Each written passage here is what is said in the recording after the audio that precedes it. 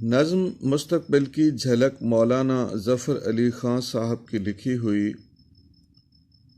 میرے جیسے ہوں گے پیدا سینکڑوں اہل سخن، نکتہ نکتہ جن کا آزادی کی جاں ہو جائے گا، ڈھائی جائے گی بنا یورپ کے استعمار کی، ایشیا آپ اپنے حق کا پاسباں ہو جائے گا۔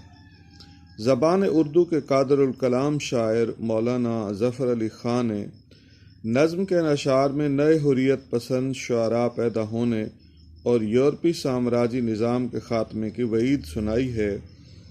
دعویٰ ہے کہ شاعر جیسے نئے سخنور پیدا ہوں گے جن کا تخلیق کردہ ہر ایک شعر مسلمانوں کو آزادی دلانے کے لیے کارگر ہوگا۔ یورپ کے استعمار کی بنیاد گرا دی جائے گی، ایشیا اپنے حق کی پاسبانی خود کرے گا۔ مستقبل کا سیاسی منظرنامہ بدل رہا ہے۔ بقول شاعر، خبر ملی ہے خدایان بحر و بر سے مجھے، فرنگ راہ گزرے سیل بے پناہ میں ہے۔ ہماری اردو شاعری جو عشق کے قصوں تک محدود ہو چکی تھی، اسے مقصد سے آشنا کیا گیا۔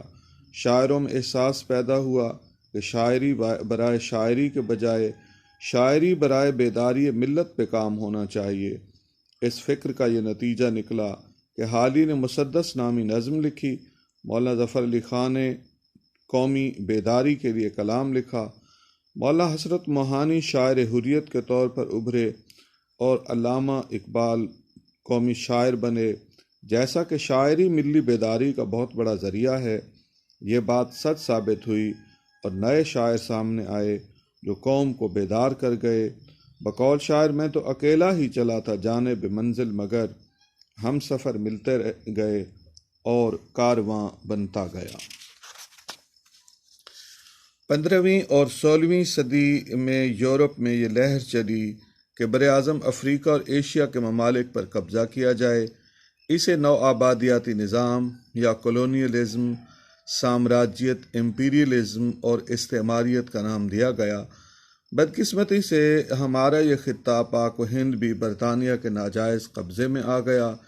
پیشین گوئی یہ کی گئی ہے کہ ان مقبوضات میں رہنے والی اقوام اپنے غصب شدہ حقوق کی بازیابی کے لیے بیدار ہو رہی ہیں۔ عالمی سیاسی حالات بھی بدل رہے ہیں۔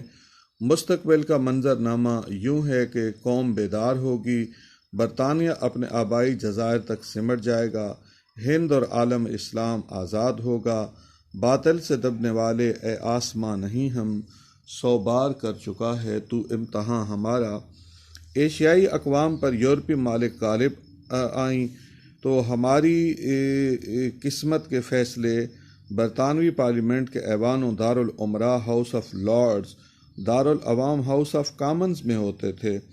جب ایشیائی ممالک یورپی قبضے سے آزاد ہوں گے تو ان کی اپنی پارلیمنٹ بنے گی، اپنا حکومتی نظام ہوگا، اپنی ضرورت کے مطابق آئین بنائے جائیں گے، مرضی کا قانون ہوگا، گورے اور مقامی کی تمیز ختم ہو جائے گی، وائس رائے ہند، وزیر امور ہند وغیرہ سے نجات ملے گی، اپنے عہدہ داران اور ادارے ہوں گے جو بڑے چھوٹے سیاسی و دیگر فیصلے کریں گے۔